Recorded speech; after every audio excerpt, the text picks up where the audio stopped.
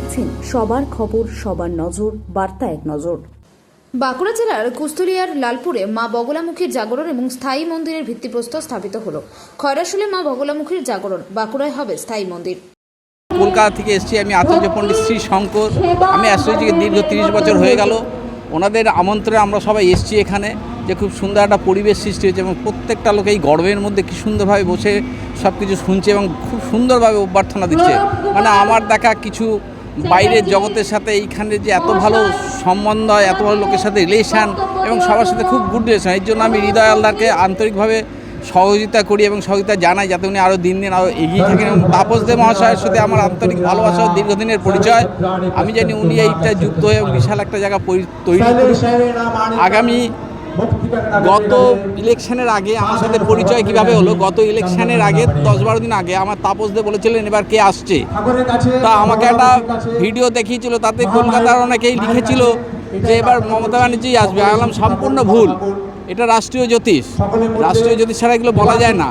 আমি সংক্ষেপে কিছু জিনিস করেছিলাম, যেমন বছরখানেক ধরে আমি কিছু, আমার তো নানা ধরনের লোক আসে আমার কাছে দেখাতে, নিম্ন থেকে উচ্চ থেকে সব জায়গায়।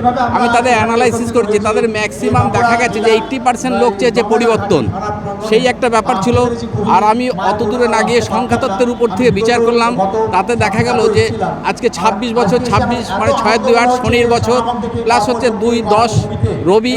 শনি হচ্ছে অশুভকে সরিয়ে শুভকে আনে, মানে ধর্মের প্রতিষ্ঠাতা আনে শনি। রবি হচ্ছে নতুনের প্রকাশ করে, যার জন্য আমি বলছিলাম বিজেপি আসবে একক সংখ্যাগরিষ্ঠতায়।